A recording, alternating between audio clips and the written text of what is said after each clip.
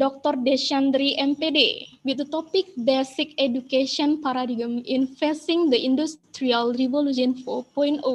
How are you, sir? Selamat siang, Bapak. Selamat siang, good afternoon, everybody.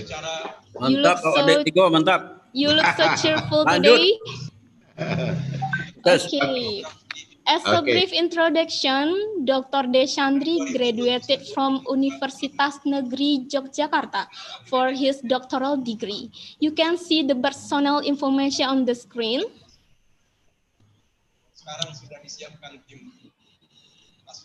Okay. Dr. Deshandri have any community services or pengabdian masyarakat, allow any organizations, have 3 books, and many article publication. Alright, we are not going to wait any longer. I'm pleased to let Dr. Deshandri to deliver his speech. You can speak English and Bahasa, Pak. The time and the screen is yours. Insyaallah. Baik, bismillahirrahmanirrahim. Assalamualaikum warahmatullahi wabarakatuh. Honorable the Rector of University Negeri Padang, and then Dean and Deputy Dean. So especially to the speaker, Bapak Profesor Dr. Ismet Panani, who is orang Minang juga yang sudah lama di Malaysia, dan juga Bapak Dr. Abdul Halim Abdullah dari UTM, University Teknologi Malaysia, dan juga Bapak yang barusan Kakak Uda juga, saya sering panggil Uda ini sama Uda Oji, ya Uda Farur Oji. Pokoknya setiap ketemu di himpunan di mana saja pasti panggilan akrabnya Uda. Dan selanjutnya spesial juga buat my teacher, Professor Yalfema MSPSD, who has arranged the webinar, this webinar, international webinar. I'm proud of you. And then many steering committee, and then committee of webinar, and then distinguished audience. Baik, Miss Dea, can I share the screen? Okay, you can share your screen. Okay. So that is. Okay, basic education paradigm in facing the industrial revolution 4.0. Now, according to the before speaker, and then rector, and then dean, speak like that, and then Pak Farurozi to speak this them. Saya mulai dengan satu pantun. I started with the pantun. Zaman sekarang, zaman milenial, generasi Z bermain gadget. Zaman sekarang, zaman persaingan, siapa yang malas akan tergencet. Itulah gambarannya Bapak Ibu semua. Jadi kalau kita lihat dari presentasi mulai dari awal sampai akhir tadi, itu semua membicarakan tentang perkembangan teknologi. Nah, ini sebenarnya harus menjadi satu hal yang perlu diadaptasi. Nah, kita lihat dulu seperti apa sih yang terjadi di dunia ini. Nah, kita lihat what's happening in the world today. Apa yang terjadi di dunia ini? Ini yang sudah disebutkan tadi. Semua kita, semua manusia mulai mengarah ke atau mulai mengarahkan komunikasinya via internet. Seluruh hal berbasis internet. Bahkan juga ketika kita butuh sesuatu, membeli sesuatu, kita menggunakan jasa-jasa internet. Sehingga kita bisa dimudahkan. Ya, kita bisa dengan enak-enaknya di rumah, kita bisa membeli apa saja yang kita inginkan. Nah, itu satu. Jadi semua tergabung ke internet. Bahkan juga di Bapak Ibu guru, siswa, dan segala macam seperti yang disampaikan juga oleh Prof. Ismet Panani dan juga Pak Halim, termasuk Pak Paruroji. Bahkan tugas yang diberikan pun ke mahasiswa, ke siswa, itu juga berupa penggunaan internet semua. Nah, jadi kita tidak bisa menghindar dari ini. Nah, makanya kondisi sekarang itu ini yang terjadi. Lantas semua dikumpulkan dalam satu, katakanlah satu tempat ya, yang memuat semua apa saja yang dikirim, apa saja yang diterima, memuat data. Datanya ini apalagi kapasitas besar, kapasitas kecil, makanya dikenal dengan istilah zamannya big data. Ketika Pak Paruroji menjelaskan tentang e-learning, semua terkumpul data di sana. Bahkan daftar hadir mahasiswa juga datanya di sana. Semua pelajaran juga datanya di sana. Silabus juga datanya di sana. Termasuk juga kuesioner dan banyak macam hal lain lagi yang berkumpul di satu tempat. Nah, makanya kita bermain dengan big data. Oke. I'm sorry, saya sebenarnya mohon maaf karena mengikuti dua kegiatan. Ini ada PKKMB Pasca Sarjana, tapi nggak apa-apa sambil jalan saja. Nah, ini yang dihadapkan zaman sekarang. Nah, kita lihat seperti apa Indonesia. Ya. Assalamualaikum warahmatullahi wabarakatuh. Nah, jadi ada dua kegiatan yang mohon maaf. Nah, kita lihat ya, Pak, ya? Indonesia is ranked third in the world. Nah, bagaimana ini? Kalau kita lihat datanya dia nomor 3 dunia, bahkan mengalahkan Pakistan, mengalahkan Irak, mengalahkan Egypt, Kongo, Brazil lagi yang terkenal dengan pemain sepak bolanya ini kalah sama orang Indonesia. Vietnam apalagi, Bangladesh apalagi, Iran, Saudi Arabia, Kenya, Maroko, Turki. Nah, bahkan Turki juga menjadi salah satu tujuan ya, tujuan studi orang-orang Indonesia. Penggunaan internetnya malah kalah jauh dibanding dengan Indonesia. Nah, ini juga merupakan gambaran bagi kita semua, insan pendidikan atau akademisi, mau tidak mau kita harus beradaptasi dengan perkembangan ini. Ini sebenarnya yang menjadi satu hal yang memberikan masukan ke kita. Oh, nggak mungkin ini kalau saya menggunakan cara lama, menggunakan kebiasaan lama. Sementara kondisi sekarang sudah jauh berbeda. Nah, ini yang perlu mendapat perhatian kita semua. Baik di lingkungan LPTK, universitas, perguruan tinggi, dan segala macamnya, termasuk juga di lingkungan sekolah, bahkan juga hingga ke orang tua. Nah, sekarang coba Bapak Ibu, orang tua, sekarang anak-anak dapat PR, dia nggak tahu mau pencet apa, tanya ke orang tuanya tahu nggak? Nah, kalau nggak tahu gimana? Berarti kan pembelajaran anak-anak menjadi terganggu. Nah, ini menjadi satu tantangan bagi kita semua. Nah, dan angka ini, persen atau ranking ini juga menandakan bahwasanya kita harus juga memahami teknologi. Nah, ini sekaligus motivasi juga. Oh, begini ternyata Indonesia. Kita lihat lagi yang lebih kecil. Ya, Bapak Ibu ya. Kita lihat. Ayan, ya. Mohon maaf. Media yang satu lagi mungkin bisa dikecilkan volumenya. Oh, kedengaran ya? Ya. Oh, sorry. Ya. Oke, sudah aman? Oke, aman, Pak. Oke, ya. Nah, sekarang kita lihat perbandingan. Kalau tadi kita nomor 3 dunia, kita turunkan lagi. Kita lihat perbandingan berapa sih pengguna internet di Indonesia? Dibanding populasi Indonesia 270 juta. Sementara pengguna internet itu 64%.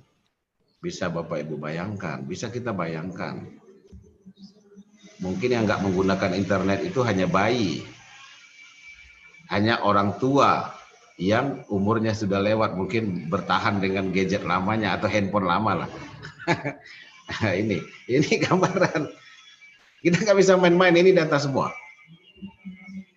Nah, semua sudah bisa. Berarti intinya begini, secara sederhana kita pahami, masyarakat Indonesia familiar dengan internet. Bisa kita simpulkan seperti itu. Kita turunkan lagi, siapa sih? Yang dominasi itu adalah generasi milenial. Z Gini. Generasi Z. Generasi milenial katakanlah remaja. Remaja ya mahasiswa kita. Z Gini mungkin sudah masuk ke merambah ke dunia anak SD. Nah, tambah lagi dengan data ini, apakah kita juga bertahan dengan cara lama? I don't know how to speak that. Nah, ini. Jadi dominated by the millennial generation and Z Gini, generasi Z. Lihat lagi satu lagi ya. Oke, Bapak Ibu nggak apa-apa, kita bicara data aja, nanti kalau saya banyak bicara ini nggak enak. Nanti kita interaktif saja. Yang penetrasi, yang memang entry internet segala macam, kita mulai dari umur 5 sampai 9 tahun itu ada 74,8. Bisa tidak kita bayangkan di Indonesia 74,8% orang tuanya sudah memberikan gadget. Mungkin di beberapa sekolah ya, ada beberapa sekolah yang memang gadget tidak boleh digunakan di sekolah, hanya HP atau jenis cellular phone yang lama, model lama, yang hanya tidak menggunakan kamera dan segala macam. Tapi kan itu mereka bisa menggunakan seperti apa namanya, kayak yang offline ya, kan tidak merusak mereka. Nah, lihat dari 10-14 ini usia SD semua. 33,8, 15 sampai 9 mulai tambah besar. I'm sorry, berarti 5 sampai 9 25% ya, I'm sorry. 10 sampai 14 66,2%. Nah, ini siswa kita, siswa sekolah dasar. Bahkan juga PGSD mencetak guru sekolah dasar. Pendidikan dasar juga seperti itu. Mungkin sebagian ke konsultan. Tapi sebagian lagi ada yang memang guru melanjutkan pendidikan ke S2. Nah, 15 sampai 19, 20 sampai 24 ini yang generasi milenial. Dia berada pada 88,5%. Rata-rata mereka menggunakan. Ini gambaran. Ini saya ambil sumbernya dari Asosiasi Penetrasi Internet, Jasa Internet Indonesia. Ini tahun 2018. Nah, kita bisa bayangkan ketika pandemi corona atau corona pandemi melanda Indonesia, bahkan sampai ke daerah, semua pembelajaran diarahkan fully online learning. Maka jumlah 8,8 atau 82% ini bisa melonjak jauh. Bahkan jumlah siswa SD yang menggunakan internet itu 66,2, ini akan melonjak jauh. Nih, jadi apa yang terjadi di dunia ini? Ini seperti ini. Tidak terlepas dari Indonesia, karena Indonesia pengguna gadget terbesar. Nah, saya akan coba singgung tentang 5 hal. Yang pertama, 5 major global trends affecting basic education. Pendidikan dasar ya. Jadi ada 5 hal sebenarnya. Yang pertama itu karakter. Pak Fahru Rozi juga menyinggung tentang karakter, kompetensi, literasi, ICT era, 21st century skill. Saya nggak akan menjelaskan ini satu-satu, tapi di balik 5 hal ini atau 5 major global trends ini harus menjadi acuan bagi kita di dunia pendidikan. Nah, sempat saja kita miss satu hal, nah ini menjadi keseimbangan pendidikan juga terganggu. Nah, sekarang kita lihat di kurikulum 2013 coba seperti apa. Nah, what is the reality is that happen in the field? Kita lihat lagi seperti apa sih. Yang lebih spesifik lagi kita lihat, kalau tadi lebih global ya, umum ya. Sekarang kita lihat spesifik ke misalnya ke sekolah dasar, misalnya ke siswa kita, ke guru-guru kita, termasuk juga mungkin ke dosen-dosen kita. Karena semua itu juga nggak bisa terlepas. Nah, semua masuk dalam sekolah. Nah, kita lihat teachers and learning.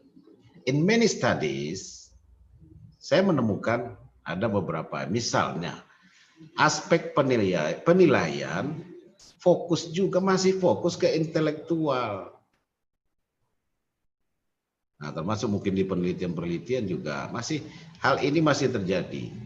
Dari beberapa penelitian terlihat memang fokusnya masih ke intelektual. Nah, bagaimana dengan 5 tadi?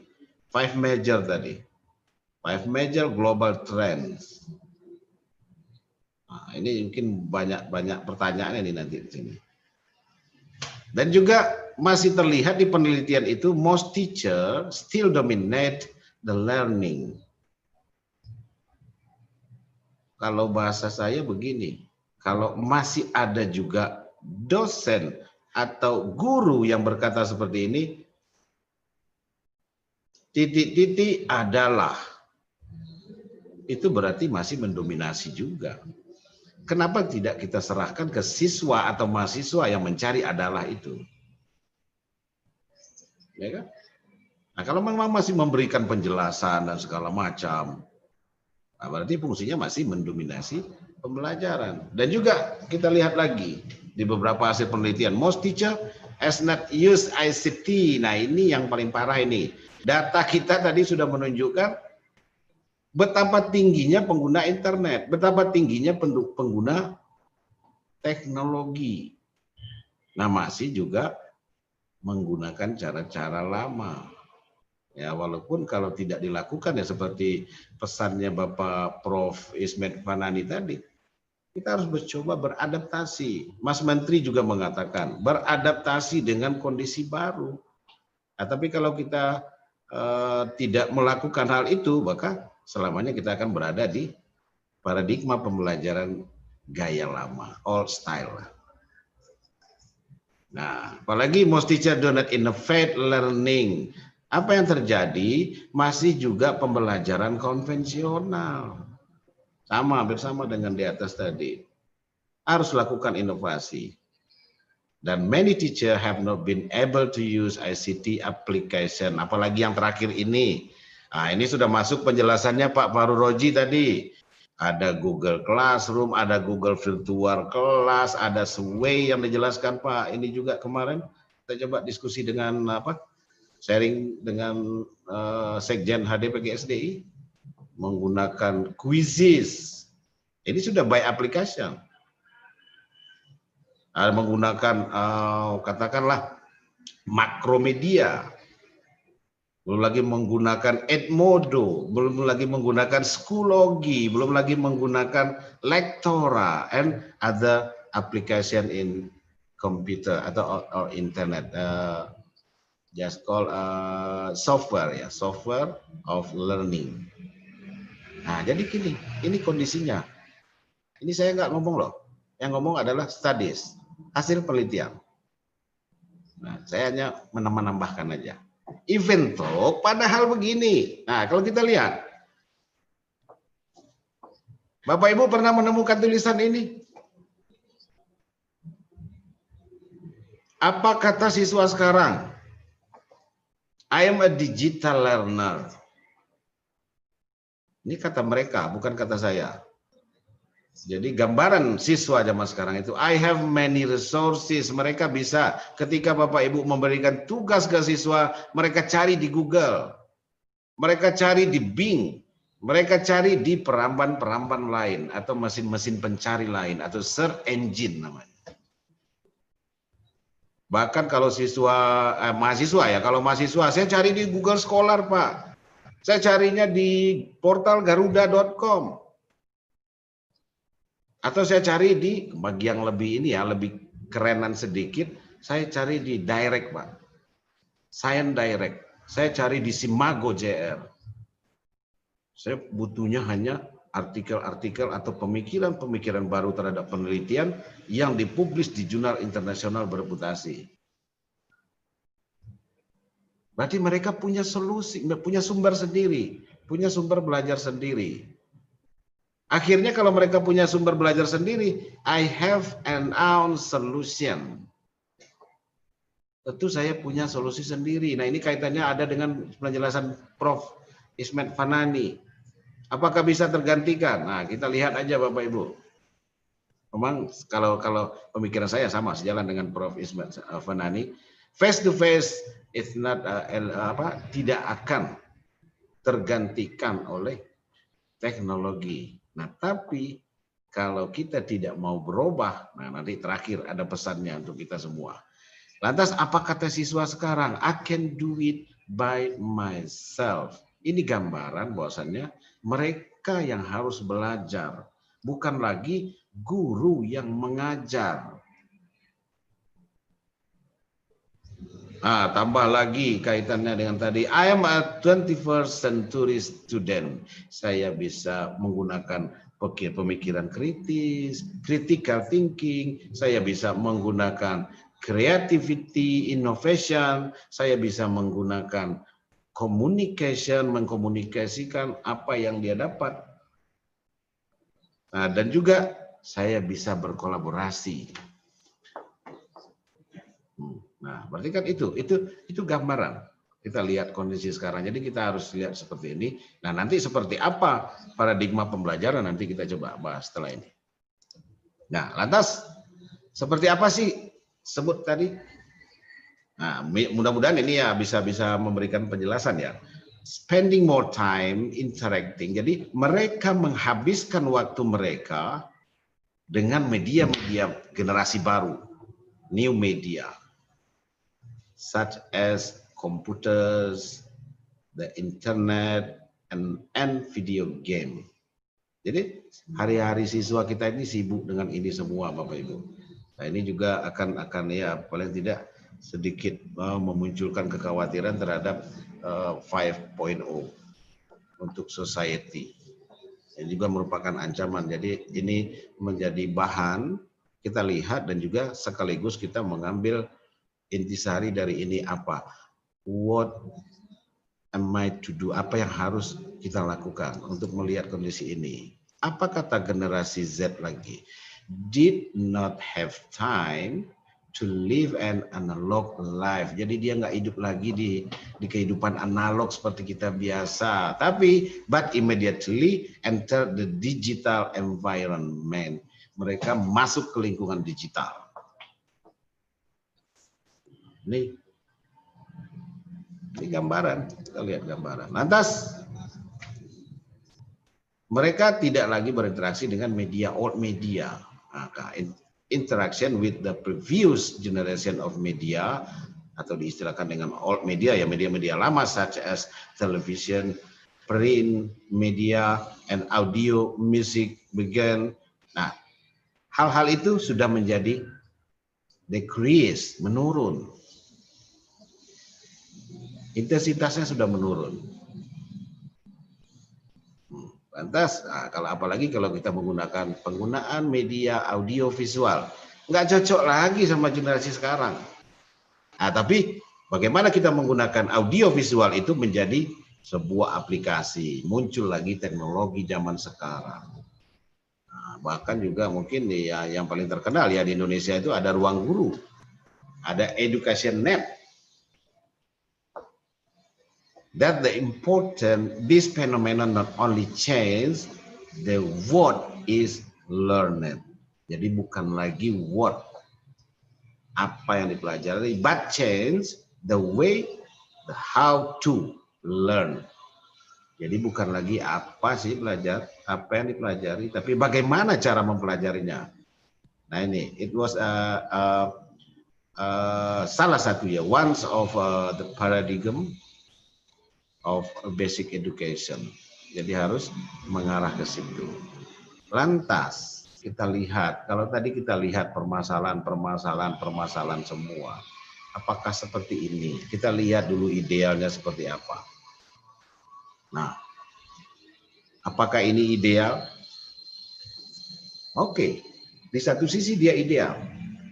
Sesuai dengan tingkat pendidikan. Di beberapa seminar juga kuliah umum saya berikan ini. Mungkin bisa jadi ini juga banyak diberikan oleh narasumber lain. Tapi implementasinya seperti apa? Nah, kalau ini saya nggak jelaskan ini. Di awal saya jelaskan saja fenomenanya saja. Arahannya tetap ke knowledge. Skill and attitude menjadi hal yang sederhana. Semua berbasis knowledge, semua berbasis kognitif. Di SD juga begitu. Dan beberapa narasumber juga mengatakan, saya lebih khawatir anak saya tidak bisa antri daripada tidak tahu berapa 1 tambah 1 atau segala macamnya. Nah, ini gambaran saja. Apakah ini keseimbangan? Apakah ini balance? Tentu kita yang tahu di lapangan. Nah, silakan Bapak Ibu nilai diri sendiri. Nah, harusnya kan seperti ini, mengikuti kondisi terbaru pada saat ini. Lantas, saya kutip dari World University Conference, World University Consortium yang diadakan tahun 2014. Jadi dia mengungkapkan bahwasanya paradigma baru itu seperti apa. Nah, kebetulan dia membahas tentang paradigma dan ini juga diikuti oleh lebih dari 124, malah kalau Key 100 saya rasa KS 100 ya lewat ini 124 nggak salah, termasuk universitas terbaik dunia juga yang mengatakan bahwasanya education is the most advanced and powerful technology yet created by human being. Jadi sudah mengarah ke teknologi. Dan juga education is the foundation for the evolution of civilization and culture. Kait lagi dengan Pak Fahrul Razi. Muaranya karakter, civilization, ini bahasanya Provial, ini saya nggak berani lah membahas punya Provial. Ini soal IPS ini, PKN dan segala macam Provial ini. Nah kan beliau ketawa sendiri tuh. Nah, ya kan? Mau hidup seperti apa? Mau jadi warga negara seperti apa? Budaya seperti apa? Nah, dan juga bagaimana kemampuan mereka beradaptasi dengan masyarakat kalau tidak diarahkan ke nilai-nilai budaya ini. Saya lihat lagi Alberto Zucconi 2014 juga. What kind of education will enable us to manage the present ya, kondisi sekarang dan juga tantangan masa depan. Jadi pendidikan itu harus ditata untuk kondisi sekarang dan juga kondisi masa depan. Nah, tantangan di masa depan. Nah, jadi saya kemarin kebetulan saya dapat sumber ini dari World University Consortium. Jadi dia mengemukakan tentang seperti apa sih paradigma pendidikan. Nah, paling tidak Basic Education in Fakultas Ilmu Pendidikan Universitas Negeri Padang tentu melihat perkembangan tren yang ada di dunia. Nah, kalau kita lihat dari arah the direction of learning today, arahnya begini. Saya kutip dari UNEFOC, ini dari UNESCO. Sebenarnya ini sudah dimuat di tahun 2011. Sama juga yang dijelaskan oleh Bapak Fahrul Razi dan juga tadi juga Pak Alim ya, Pak Dr. Alim dan juga Pak Ismet Fanani. Zaman sekarang itu sudah menggunakan multimedia. Nah, apalagi ini Provial ini berhasil menelurkan beberapa skopus dari multimedia interaktif. Dan juga Bapak Ibu dari dosen-dosen PGSD yang lain. Banyak dari dosen PGSD ini yang mulai menggunakan ke arah multimedia. Apalagi di dalam pandemi corona ini semua sudah menggunakan e-learning. Atau fully learning ya. U-learning, M-learning. Nah, dan juga menggunakan interaktif, fleksibel, multisensori. Jadi multisensori ini memanfaatkan semua indera. Menyenangkan, engaging, dan juga ada kolaboratif. Boleh lewat video, e-learning dan segala macam berbentuk workshop learning juga termasuk kegiatan yang kita lakukan sekarang. Karena pendidikan itu sepanjang hayat. Jadi Bapak Ibu nggak hanya kita belajar di ruang kuliah ya, tapi atau di pembelajaran e-learning di mata kuliah, tapi di webinar ini merupakan sarana juga kita belajar. Termasuk juga saya masih belajar. Kita belajar. Saya belajar dari Prof. Ismet Fanani, saya belajar dari Pak Dr. Alim, saya belajar dari Pak Farul Roji, termasuk juga Prof. Yalfema dan Bapak Ibu yang lain. Kita semua belajar. Nah, itu yang dikatakan dengan belajar sepanjang hayat. Jadi kondisinya ini harus menggunakan integrating ICT. Jadi kita harus memadukan dengan ICT dalam pembelajaran, belajar dan juga pengajaran dan pembelajaran ya. Karena kalau diartikan bahasa Inggris ini jadi aneh dia. Kalau di Indonesia menjadi pembelajaran saja. Lantas seperti apa prosesnya? Nah, ini. Tahapannya seperti apa? Step-nya seperti apa? Yang pertama tentu kita harus mentransformasi diri dulu. Kalau tidak lakukan transformasi, nah ini kalau menggunakan cara lama ya susah.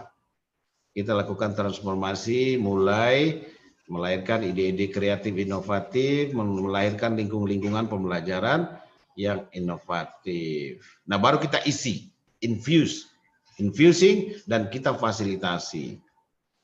Baru kita lakukan penerapan, applying in teaching practice. Jadi kita terapkanlah apa yang atau transformasi yang kita buat itu ke dalam pembelajaran. Baru dia bisa emerging learning ICT productivity tools. Saya juga akan mengarah banyak pertanyaan ke mahasiswa S2 S1 ini nanti. Ya. Terkait dengan ini. Nah, lantas berikutnya kita lihat. Nah, kalau ini ke dalam. Mudah-mudahan saya tidak dimarahin nih mengatakan ini. Kalau mau nggak mau kita harus lihat kondisi kita. Kalau mau berubah itu ya lihat kondisi kita, lihat kondisi orang lain. Ya kan? Mohon maaf, jangan seperti kata dalam tempurung kan. Kita mengaku hebat atau keluar. Nah, ini. Tapi nggak apa-apa, ini namanya pendidikan. Climate of education, ya, iklimnya pendidikannya seperti itu. Jadi, using various learning models and strategies that have not optimized. Jadi, memang sudah menggunakan, tetapi belum optimal. Penggunaan teknologi sudah. Saya tidak pungkiri ini, bahkan dari hasil penelitian juga sudah digunakan, tapi belum dioptimalkan. Nah, ini yang perlu kita lakukan. Lantas, nah, some student research baik S1 atau S2 mengarah ke sudah ada yang mengarah. Beberapa dari mahasiswa kita baik S1 atau S2 sudah mengarah. Bahkan saya catat ini beberapa. Sudah ada yang meneliti tentang makromedia flash. Menggunakan using interaktif multimedia sudah ada. Adobe Flash juga sudah ada, Lektora juga sudah ada, bahkan Office 365. Nah, ini yang baru ini. Di kita baru. Nah, mudah-mudahan di perkuliahan sudah mulai mengarah ke sini ya, mengarah penggunaan ini dan juga banyak software-software lain yang sudah dihasilkan oleh mahasiswa. Nah, ini kan merupakan satu bisa dilanjutkan menjadi pusat unggulan media pembelajaran. Nah, mungkin ini menjadi tanggung jawab kita bersama baik di S1 atau di S2. Nah, ini bisa menjadi income generate. Dan juga bisa meningkatkan paten, bisa meningkatkan prototype dan segala jenisnya atau hak kekayaan intelektual paling tidak. Sudah melakukan blended learning dan juga apalagi yang dosen-dosen. Nah, ini kita harus menggunakan fully virtual learning. Nah, kalau di UNP menggunakan platform learning2.unp.ac.id. Walaupun kita akui masih ada beberapa kendala ya. Paling tidak kita sudah mencoba bertransformasi dari pendidik biasa menjadi pendidik yang menggunakan teknologi. Itu satu kemajuan. Nah, ini mungkin yang kita perlu habituation, membiasakan di setiap pembelajaran dan segala macam. Nah, sehingga nanti masalah gaptek teknologi maka tidak lagi menjadi hal yang terjadi di kita. Nah, so recommendation for the teachers termasuk juga ya include lecturer. You have to manage your future.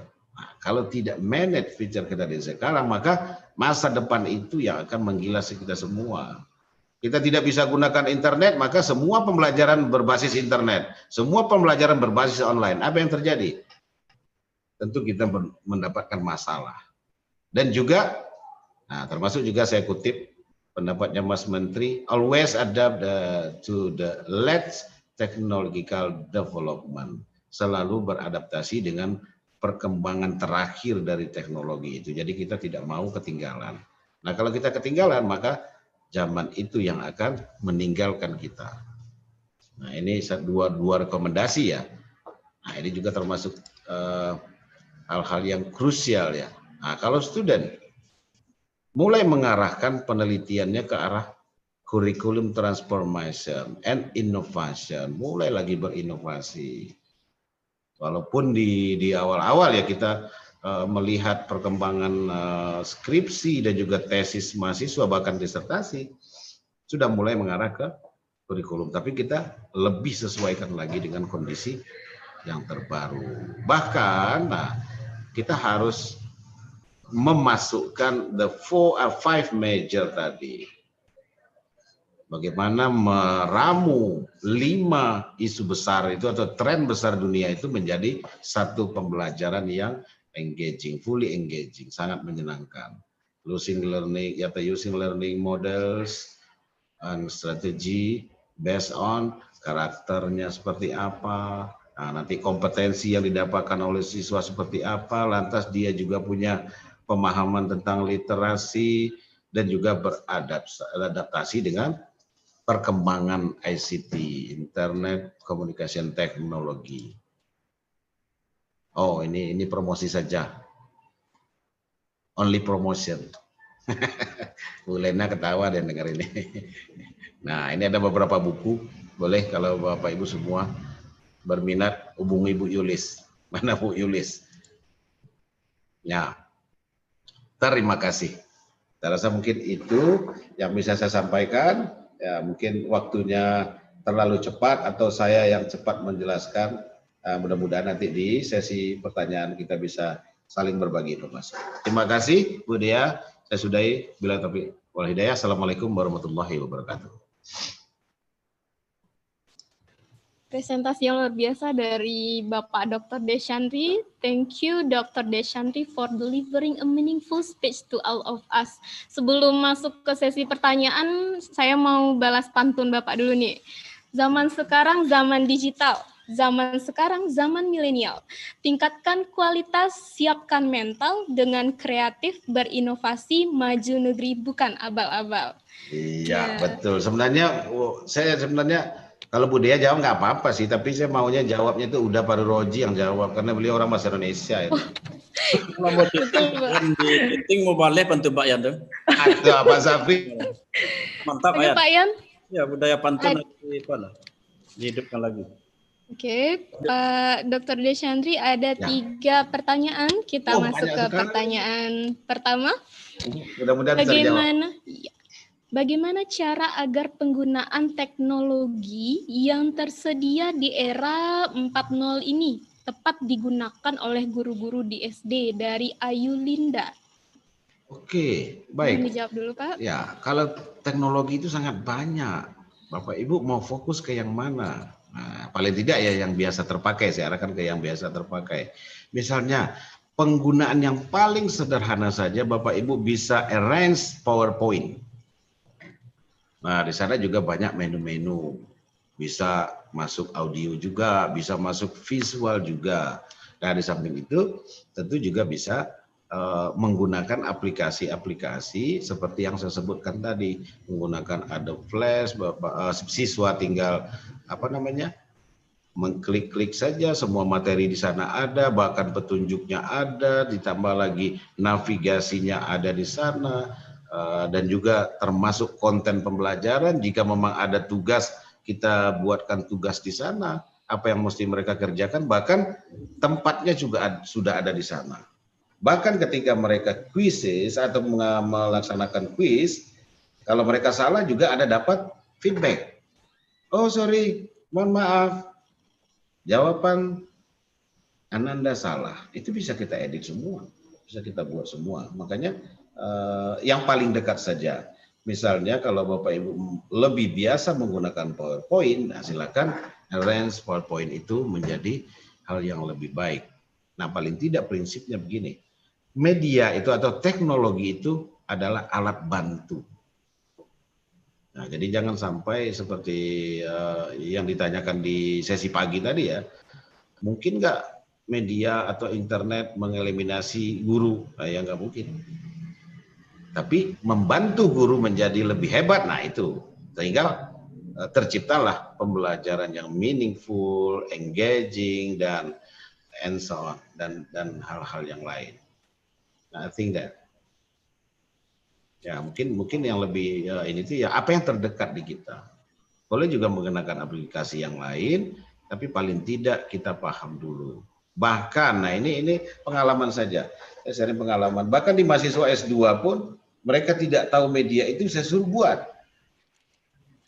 Paling tidak itu memotivasi mereka mencari referensi apa sih, bagaimana sih menggunakannya.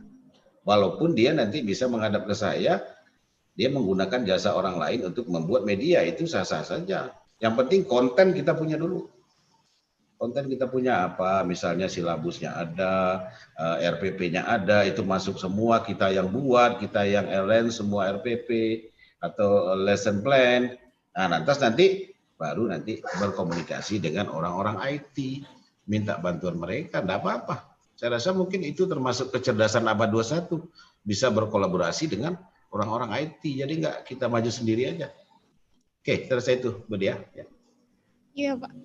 Baik, kita masuk pertanyaan yang kedua dari Vimala. Terkait dengan munculnya era 4.0 ini menjadi tantangan bagi guru untuk mengajar, kendala kebanyakan guru ialah ketidakmampuan penggunaan perangkat digital. Nah, bagaimana ini Pak mengatasi permasalahan ini? Oke, there's the classical problem. Saya rasa ini masalah klasik ya. Yang pertama, buka diri dulu. Kalau ini yang saya rasakan ya, buka diri dulu untuk hal-hal terbaru. Nah, dan juga lakukan segala sesuatu yang membuat kita, misalnya nggak usah takut sih sebenarnya dengan ini ya. Bahkan juga saya di pelatihan juga ketika melaksanakan pelatihan, ada yang nggak tahu mouse-nya kemana, ini mouse-nya kemana, pegang kemana. Tapi itulah proses belajar. Bapak Ibu nggak usah, kita tidak usah berhenti, walaupun awalnya seperti itu. Jadi proses itu sebenarnya yang lebih utama. Kalau memang kalah, nah kalau mau saya berikan pantun di sini nggak apa-apa ya Bu ini ya, Bu Dia ya. Lagi tarik Pak ya. Ya, pizza segar menggigit rasa, beli online kasih tetangga. Jika belajar jangan putus asa, belum berhasil bangkit sekuat tenaga. Tapi ini yang perlu sebenarnya, jiwa ini nih. Nah, jangan-jangan kena sedikit sudah mundur teratur. Nah, ini yang mungkin perlu kita perbaiki, kita manage diri kita sendiri, bahwasannya lihatlah kondisi di luar, lihatlah kondisi yang ada. Nah, jadi kita bisa menyesuaikan sehingga kita juga bisa berkomunikasi dengan baik, menyampaikan materi pembelajaran dengan baik, atau juga memfasilitasi pembelajaran dengan baik. Nah, karena kalau kita bicara cara lama, sementara yang digital dia nggak caranya begitu, nah ini nggak connect. Di sini kemungkinan terjadi terjadi bukan mislena ya, tapi misconnection aja lah mungkin. Nah, jadi itu. Jadi Bapak Ibu sama, saya juga dulu sama. Ketika belajar internet, takut ke delete segala macam, takut kehapus, atau takut meletus. Jangan nggak usah takut. Nggak usah takut, ya kan? Nah, paling tidak ketika berhubungan dengan komputer, Bapak Ibu harus punya backup data. Jadi ketika terjadi segala sesuatu, misalnya salah pencet atau terdelete, nah ini kita punya backup data. Saya Saya rasa mungkin itu Bu Atika. Jadi sebenarnya lebih kepada personal manajerial, lebih memanage diri sendiri sebenarnya untuk maju menyesuaikan dengan kondisi di zaman sekarang. Walaupun ya berbagai banyak tantangan dan itu memang harus kita lalui ya. Seperti tantangan kesibukan lain, Pak nggak sempat lagi Pak, ini ngurus anak, ngurus suami segala macam. Itulah konsekuensi kerja. Maka di sela-sela waktu saya yakin dan percaya Bapak Ibu semua kalau memang membuka diri untuk hal-hal terbaru, insya Allah itu bisa dilaksanakan. Nah ini pesan dari Prof. Yal ini waktu kami cerita-cerita ini sering sekali ini. Lakukan saja, just do it. Sama juga ketika saya membina mata kuliah kewirausahaan, takut rugi segala macam katanya. No, it's okay, just do it. Lakukan saja. Oke, nah saya rasa mungkin itu Bu Dea Stefani. Ya. Baik Pak, mau tidak mau, suka tidak suka harus kita jalani prosesnya ya Pak ya? Ya, betul. Oke, pertanyaan terakhir ini Pak dari Faras, bagaimana mengaplikasikan perangkat pembelajaran ICT di daerah terutama sekolah-sekolah terpencil? Nah, ini lebih ke prakteknya nih Pak. Oke, memang ICT itu satu-satunya ya memang perlu device, alat perlu ketersediaan alat. Kalau memang kita menggunakan aplikasi dan di sana memang jaringan belum bagus, nah saya sarankan jika bisa jangan gunakan yang model online, tapi gunakanlah aplikasi-aplikasi offline. Membalik chatting kok. Ya, gunakan aplikasi offline, apalagi di beberapa daerah ya, kalau bantuan pemerintah juga ada beberapa sekolah yang sudah berbasis digital, bantuan komputer dan segala macam, atau bantuan gadget dan segala macam. Nah, jika terkendala jaringan internet, maka kita bisa menggunakan model-model pembelajaran offline. Atau juga memanfaatkan teknologi yang ada di sekitar kita. Nah, ini mungkin satu pemahaman yang mudah-mudahan ini benar. Semua mengartikan perkembangan atau penggunaan ICT itu dengan internet.